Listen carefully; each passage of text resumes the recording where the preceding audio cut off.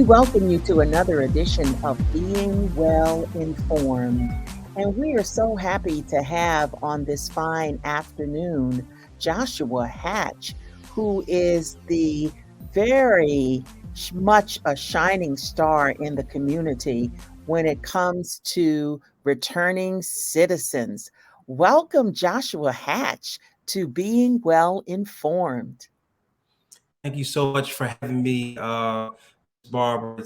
It's a joy to be here today, and I'm hoping that we can get some important information out to community members and listeners. Thank you for having me. Yes, and we'll get right into it. Your work is really around the returning citizen who has exited the prison system, the Maryland prison system, and they're coming back into the community. So, do those exiting the prison system know they can vote? I guess the short answer to that, Claudia, is no, don't know. And it's sad that they don't know, because when a person is arrested, the officer is quick to read the person's rights. Understand that without doing so, the arrest is illegal and will be challenged in court. When a criminal defendant is before a judge, the judge in all cases will ensure that the criminal defendant understands they have certain rights that the court must honor.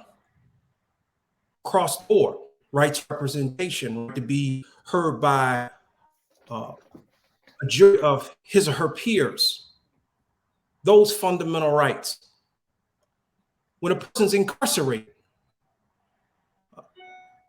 and sent to prison, most often, in all cases, the prison will inform the individual of the limited rights that they have. When a person is released, the person is informed of the requirements of release, what they are expected to do in the community so that they're not returned back to prison.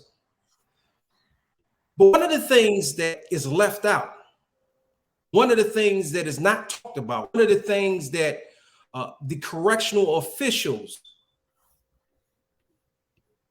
do not do is ensure that everyone understands that they have a right to vote.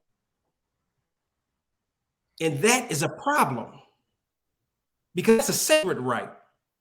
That is a part of our American democracy, is that a person has the ability to exercise their right to vote. And to not be informed, well, I'll just say that that's something that's done consciously and intentionally. So yes, the answer is no. What have you done to change that as the leader of this group, Freedom Fighters, LLC? Well, one of the things that I've done is I've made an earnest attempt to ensure that all individuals who are incarcerated understand the importance of voting, because a lot of people who are justice involved are so discouraged by the system and how the system works, how it has worked, that they don't see voting as a means to change. So I have to remind them of the importance of voting. So I've been organizing across the state to inform individuals who are incarcerated the importance of voting. That's so important. The second thing that I've done is I've recently did an event called the Ex-Offenders Education and Registration Event, where I had individuals come out so that they can be informed, like this show, of the importance of voting. So Our main initiative has been in educating those who are incarcerated and those who have recently been released of the right to vote, the importance of voting, and why it's critical in this election to do so. A lot of what you're saying is so helpful for people to know and understand because many states have different laws that are not the same as Maryland.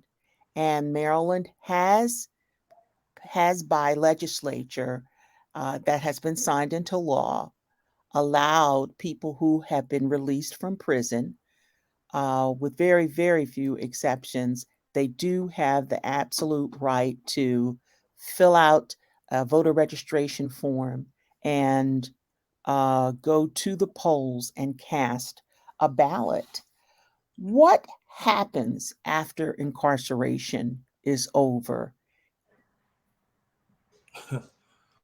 Well, you're released physically from incarceration, of course, but you know, you are often reminded of your permanent assignment if you accept it, of being a 6-digit DOC number that walks around in the community. In most cases, civilly dead unless you link up with someone who really understands the process of reentry, really has a vested interest in the process of reentry, who's dedicated at restoring individuals back to the whole and complete self. And so you have to be mentally fit and emotionally equipped to climb over the multitude of barriers that you're met with from the moment you are released from prison. So It there are is many so sad, barriers. multitude of barriers. It is so Mm. sad today that a person who is released after paying their debt to society oftentimes find themselves being permanently assigned to a mistake that in most cases an individual made when they were juvenile, Mm. when they had juvenile-like tendencies, mentally immature. And until recently, we found that individuals were doing life on an installment plan because it was not a priority for public safety to ensure individuals had the necessary resources available to them to survive employment, housing, medical care. These are just the small things that mean a whole lot to a person that's coming home. Having proper identification. All of these things were left unaddressed. And sadly, correctional system, its philosophy for penology did not include rehabilitation, not practice. So we're addressing those things now. You say we are addressing those things. Tell us about yourself and the work that you're doing through Freedom Fighters LLC. So Freedom Fighters,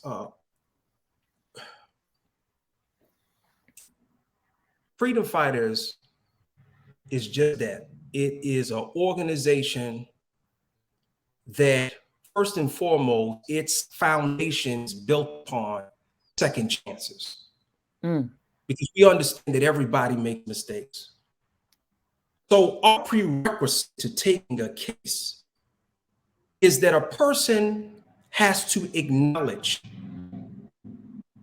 that there have been times in their life that they've made mistakes and that they're at a place where they're willing to put in the required work to move past that.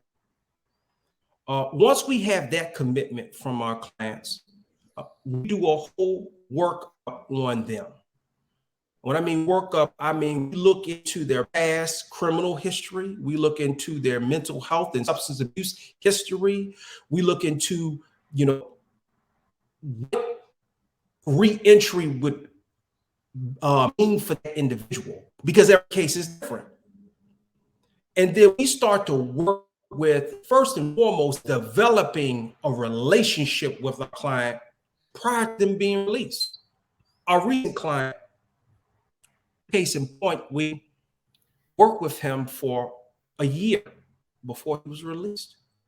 This gentleman had been locked up for 4 years and 6 months.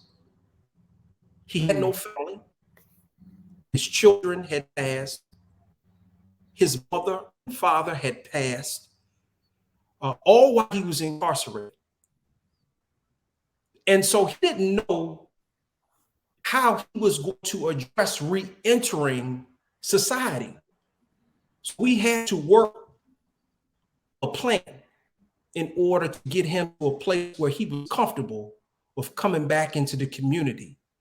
Right now, he's been home for 2.5 weeks. This gentleman has gotten his learner's permit. Wonderful. He has a stable place to stay.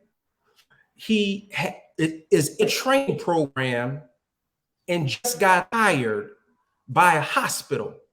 Wonderful. Work in a hospital. But it's just connecting the person to services and walking with them, being a navigator for them.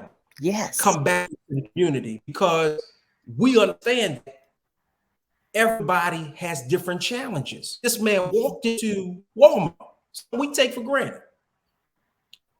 He had never seen this self-checkout line before. Matter of fact, let's dive back. He never been to Walmart ever in his life. He didn't know how Walmart was structurally laid out. So I had to give this man a tour of Walmart. But it's these social interactions that we overlook, Claudia. Yes.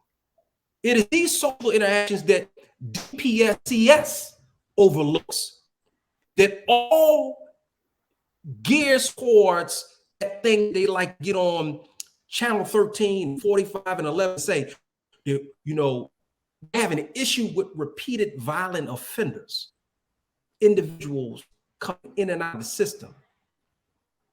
Well, the reason why you're having these type of issues is because you don't invest in people. You invest in prisons. And so I always say, tell me one building has ever changed a person. There has been none.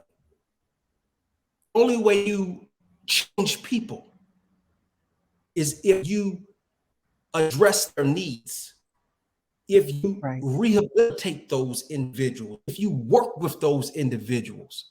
So that's the work that we're doing out here in Freedom Fighters. I know it was a long-winded answer, but it's definitely needed. It's an informative answer, and I love it. Now, you came before the Statewide Equity Committee, and you brought with you company, the Office of Public Defender, an individual who practices in the appellate division, and share with us a little bit about your work in the area of people who have been wrongly incarcerated. Oh, wow. Another passion of mine. Right next to reentry is individuals who have been wrongly incarcerated. About 3 months after I incorporated this business, I got a call from a gentleman who was incarcerated. Been incarcerated since 1989. Wow. He told me, he said, Mr. Hatcher, I didn't do the crime. I need help. I said, well, I'm not a lawyer. He said, but I believe that you can raise awareness, because it's like this iron curtain between society and prison.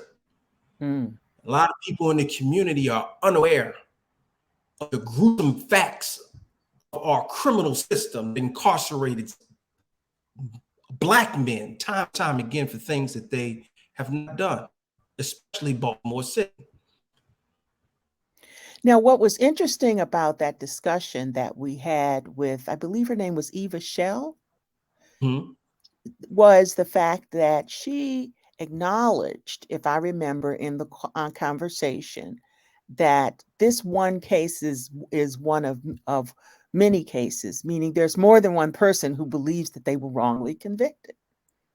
Well, I mean, just look at the history. Look at Baltimore City. So, Baltimore City, by far, Claudia, Baltimore City is the worst jurisdiction as it comes to wrongful convictions.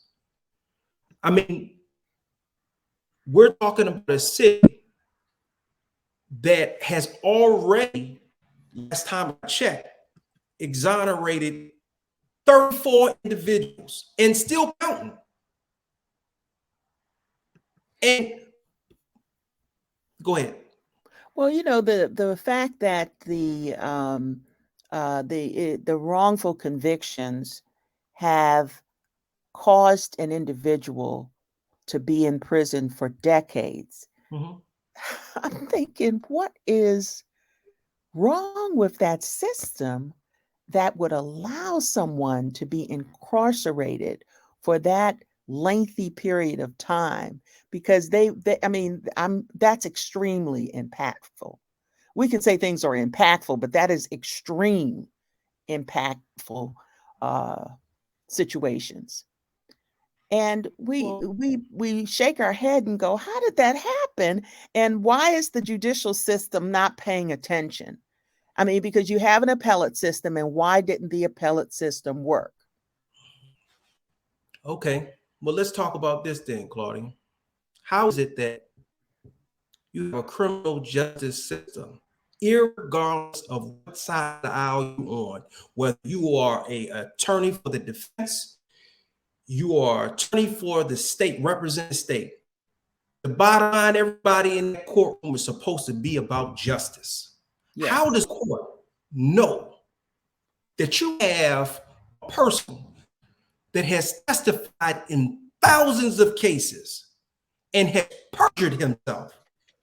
I'm talking about Joseph Cabrera, the ballistics expert that worked for Baltimore City for 21 years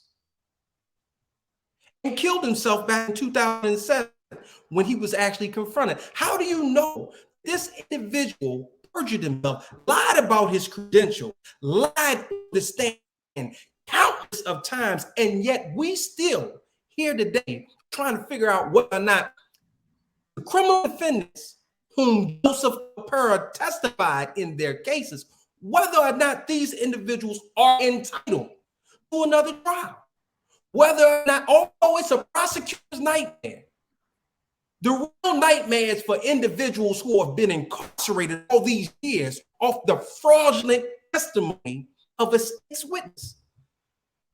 And we still are trying to figure out whether or not it is judicially sound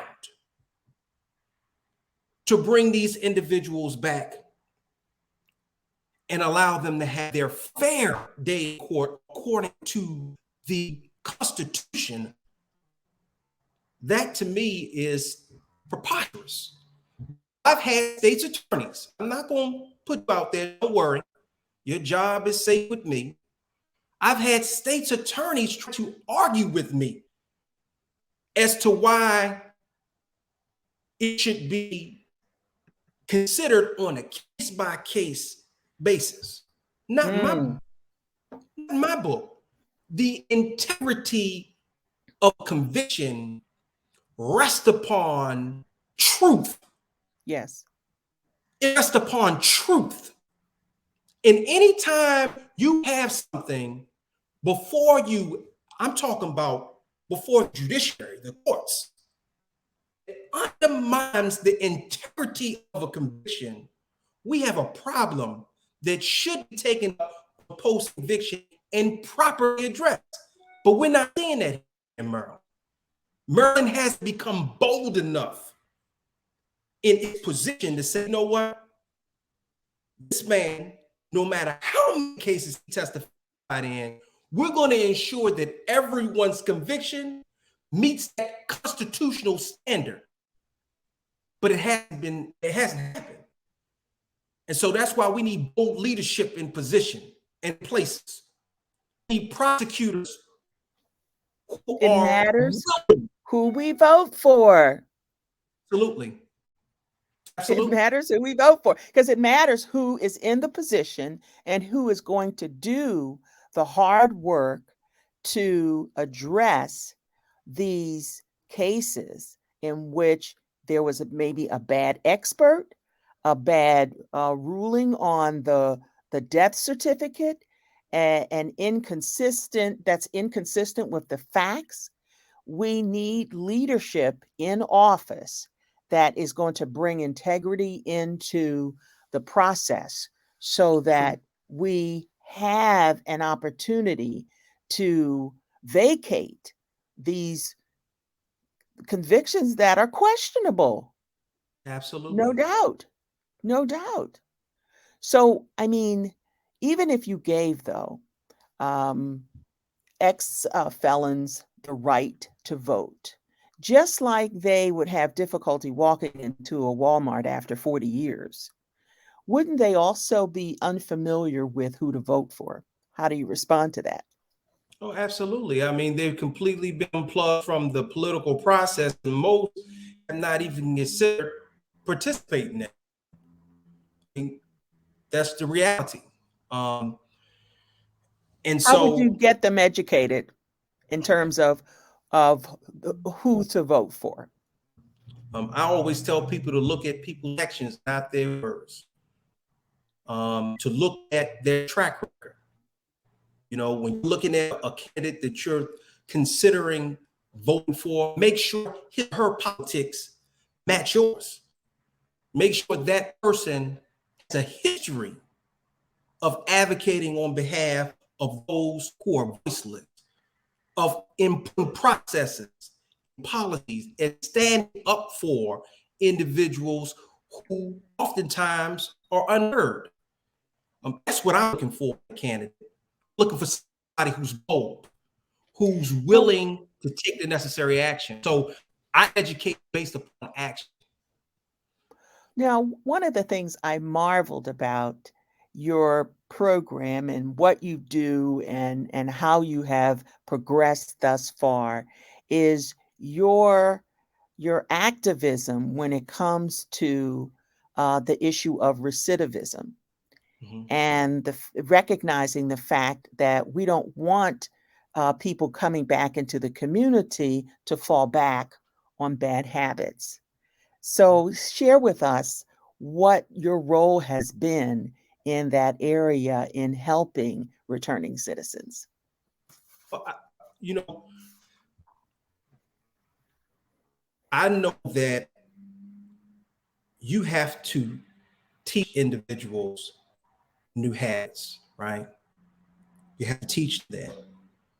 When a person is used to problem solving from a particular paradigm, criminal mentality based upon their conditions of poverty, um, you have to teach them a new habit. It's like exercising, riding the bike. The more Mhm. you do it, the better you get.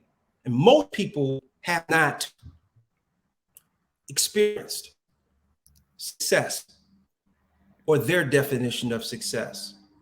And so what I do with every single participant is I tell them, I want you to give me 5 goals. I want you to tell me 5 things that you think that you cannot accomplish. Things in your past that you've had trouble with accomplishing. It could be getting a license, starting a business. It could be getting a bank account. I don't care what it is. I want 5 things. Before they exit out of my program, I ensure that they accomplish all 5 of those things because I want them to understand that they have what it takes in order to be successful. That is so vital. When I came home from prison, I was 37 years old before I got my license. I didn't think I'd ever get a license. But I can't tell you how getting a license positively impacted me to know that, man, if I can do that, let me go to the next level with this.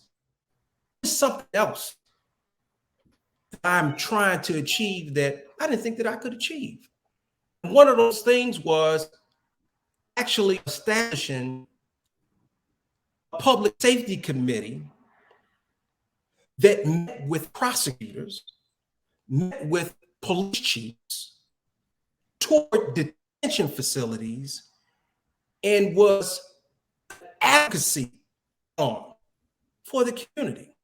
Brilliant. By the grace of Brilliant. God, we were able to accomplish that under the auspice of the caucus. But it's Caucus of important. African American Leaders in Anne Arundel County. Absolutely.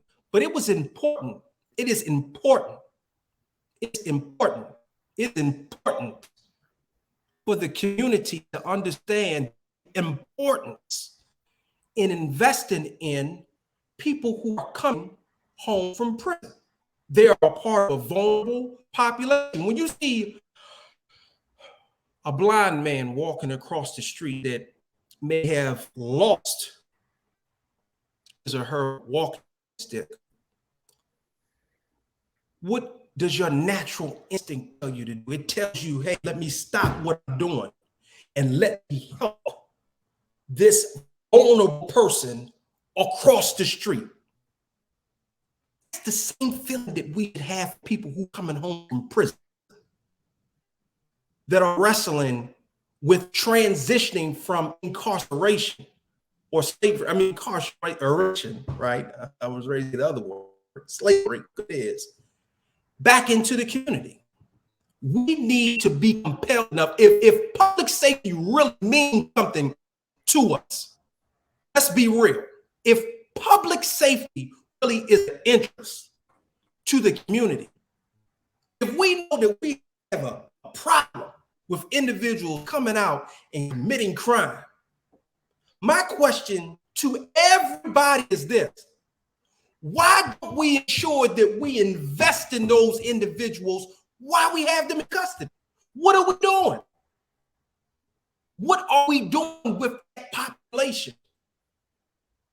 Are we using them as a pool to work like they are out in California?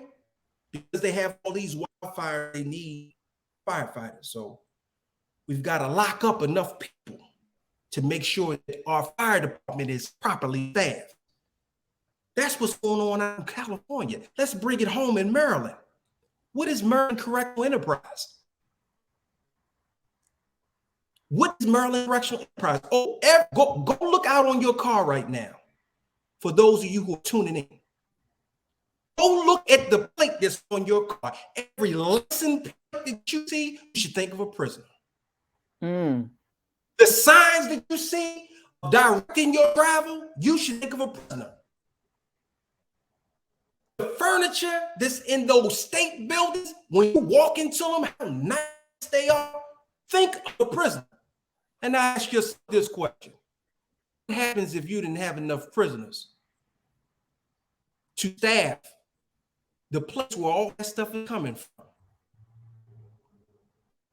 I think that we really need to reimagine things here in Maryland and across the nation when it comes to our criminal justice system. That's what I'm here to see today.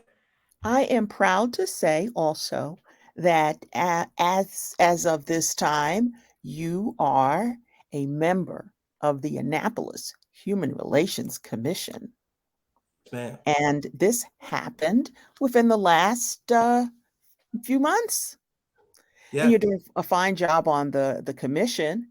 So it is possible to recover yourself as a returning citizen and pick up the pieces. You are just a fine example. I just consider you a shining star because you are not just an activist, but you are really walking the talk. that people, people can talk a good talk, but you have to walk the talk in the sense that you have to really be doing the work in the community that's pushing people forward and pulling them out of the mud, not keeping them in the mud. So you've done some marvelous accomplishments, Joshua Hatch. And at the freedomfighters.info website, what would we see there? Just some overview of our parole preparation service for individuals who are going up for the Maryland Parole Commission, the work that we do to prepare them, the work that we do to advocate for their release. We're currently working on another website to talk about our reentry model and program, because that's important for the public to understand our reentry model. It's a holistic model, and so stay tuned for that as well. Thank you so much for being on our program today. We really appreciate all that you've shared with us. It has been so helpful in us understanding returning citizens, not only their voting rights, but all the wonderful work you're doing in the community. Thanks for coming again.